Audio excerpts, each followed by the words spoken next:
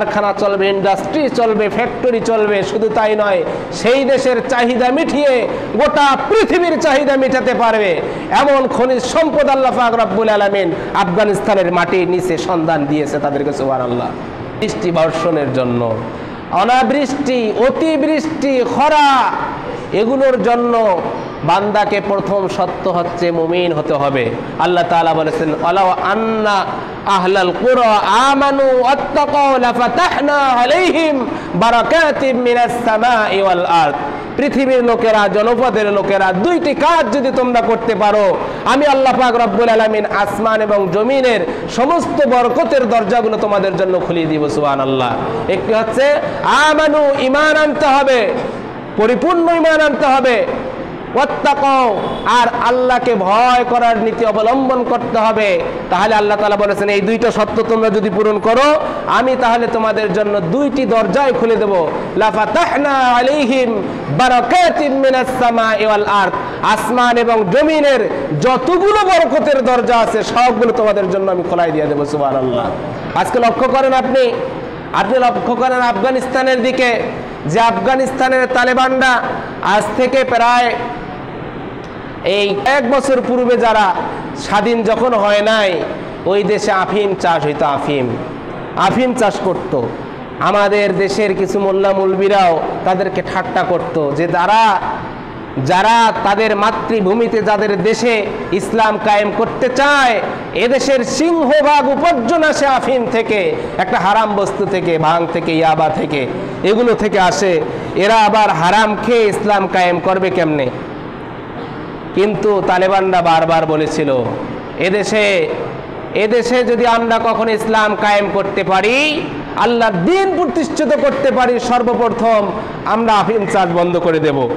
তালেবানরা ক্ষমতায় আসার 1 বছর যায় নাই, 1 বছরও যায় নাই, আফিম চাষ নিষিদ্ধ করে দিয়েছে। সুবহানাল্লাহ।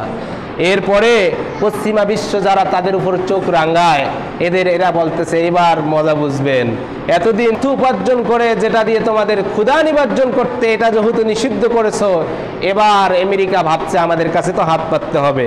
কিন্তু আল্লাহ পাক রব্বুল আলামিন সম্প্রতি সময় একটি খবর আমি দেখলাম, আফগানিস্তানে শুধু ইউরেনিয়াম নয়, স্বর্ণ নয়, এর চেয়ে এমন একটা পদার্থ সেই দেশের তলে আবিষ্কার করে দিয়েছে, এটার সন্ধান সে দেশের বিজ্ঞানীরা পেয়েছে। এইটা যদি এই খনিজ সম্পদটা যদি মাটির নিচ থেকে যদি তারা উঠাতে পারে, তাহলে সে দেশে ওই ডিজেল, পেট্রোল আর অকটেন ফকটেনে এই ফুয়েলের কোনো প্রয়োজন হবে না। ওই পদার্থ দিয়েই তারা দিব্যি রাতে তাদের কল চলবে, কারখানা চলবে, ইন্ডাস্ট্রি চলবে, ফ্যাক্টরি চলবে। শুধু তাই নয়, সেই দেশের চাহিদা মিটিয়ে গোটা পৃথিবীর চাহিদা মেটাতে পারবে এমন খনিজ সম্পদ আল্লাহ পাক রব্বুল আলামিন আফগানিস্তানের মাটির নিচে সন্ধান দিয়েছে তাদেরকে। সুবহানাল্লাহ। এখনো তো উঠা শুরু হয়ই নাই। যদি উঠায় তাহলে কি হবে? উঠা শুরুই হয় নাই। এরপরেও আল্লাহ পাক তাদেরকে যে প্রাচুর্য দিয়েছেন, সেই দিনে স্বাধীন হইল যে আফগানিস্তান, সেই আফগানিস্তানের অর্থনৈতিক অবস্থা আর বাংলাদেশ আজ থেকে কতদিন আগে স্বাধীন হয়েছে বলেন? হ্যাঁ, 52 বছর হয়ে গেল, তাই না? 52 বছর বাংলাদেশ তাদের চেয়ে কত গুণ পিছিয়ে আছে। শুধুমাত্র একটাই কারণ, তারা আল্লাহর প্রতি তৃপ্ত ঈমান এনেছে, আর আল্লাহ পাক ছাড়া আর কাউকে ভয় করে না, পৃথিবীর কোনো পরাশক্তিকে।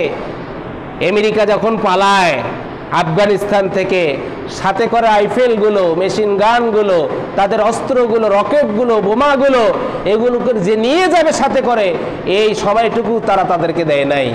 তাদের রেখে যাওয়া এই অস্ত্রগুলো তারা সংস্কার করে তাদের বিরুদ্ধে তাক করে রেখেছে। কথা বলবেন, দুম করে শেষ করে দিয়ে দিবে। সুতরাং মুসলমান সংখ্যায় কম, ইমানদার সংখ্যায় কম, এটার দিকে আর লক্ষ্য করা যাবে না। ইমানদার একজন, তার পক্ষেই থাকতে হবে, পরিপূর্ণ ঈমান আনতে হবে, আর দুনিয়ার কারো কাছে মাথা নত করা যাবে না। এক আল্লাহকে ছাড়া আর কাউকে ভয় করা যাবে না। এই দুইটা নীতি যদি অবলম্বন করতে পারি, তাহলে আল্লাহ তাআলা তার সত্য পূরণ করে দিবেন। আল্লাহ তাআলা বলেছেন, বারাকাতিম মিনাস সামাই ওয়াল আরদ, আসমান এবং জমিনের সমস্ত বরকতের দরজা আমি তোমাদের জন্য খুলে দিয়ে দেব। সুবহানাল্লাহি ওয়া বিহামদিহি। সম্মানিত উপস্থিতি, দাজ্জাল সম্পর্কে আলোচনা করতে বসছিলাম। একটি হাদিস যে দাজ্জাল দুনিয়াতে আসার আগেই 3 বছর দুনিয়াটা মরুভূমি হয়ে যাবে। এই হাদিসের প্রেক্ষিতে এই কথাগুলো বলে ফেললাম, সময় শেষ। দাজ্জাল সম্পর্কে অনেকগুলো তথ্য আমি আপনাদের জন্য সংগ্রহ করেছি, যেগুলো সাথে বর্তমান যে ঘটে যাওয়া সময়, আমাদের যে স্বভাব, এই বর্তমান যে শাসন ব্যবস্থা, এগুলোর যে প্রত্যেকটি হাদিসের সাথে কত যে মিল রয়েছে আপনারা শুনলে অবাক হয়ে যাবেন।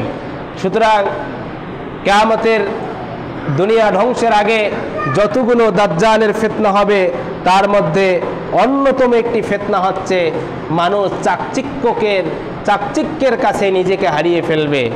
চাকচিক্য, দাজ্জাল যে চাকচিক্য দেখাবে, সে যে তার হাতে জান্নাত এবং জাহান্নাম দেখাবে। রসুল বলেছেন ও জান্নাতুহু ওয়া নারুহু, সে যে জান্নাত দেখাবে এটা জান্নাত নয়, এটা প্রকৃত অর্থে জাহান্নাম।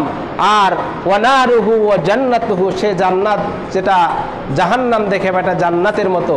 সুতরাং দুনিয়ার মানুষ আজকে চাকচিক্যর কাছে যারা আমরা নিজেকে হারিয়ে ফেলি, পাশ্চাত্য সংস্কৃতিকে যেভাবে আমরা আজকে ওয়েলকাম করেছি, এই যে পশ্চিমারা যখন যেটা দেয় তখন সেটা আমরা মাখিয়ে নিই। যুব সমাজ আজকে নিজের অস্তিত্বকে ভুলিয়ে গিয়েছে। তার চুলটা কিভাবে কাটবে এই আদর্শটা একবার নবীকেও দেখে না, সাহাবাদেরকেও দেখে না, দেখে পশ্চিমাদের। ওই যে আপনার নেইমার, মেসি, তারা কিভাবে কাটছে এইটা তারা। এই যে চাকচিক্য, আপনি বাড়িতে একটা আসবাবপত্র কিনবেন, সেই আসবাবপত্রটাও তার মনের মতো করে সে ভাবতে পারে না। সে তখন ভাবে দেখি তো উন্নত বিশ্বে কি আছে, পশ্চিমারা কীরকম তাদের ঘরটা সাজিয়েছে, এই চাকচিক্যে তারা ব্যস্ত। সুতরাং পাশ্চাত্য সংস্কৃতির এই চাকচিক্যটাকে গ্রহণ করার আগেই আমাকে একবার ভাবতে হবে এই চাকচিক্য কি ইসলাম অনুমোদন করে কিনা।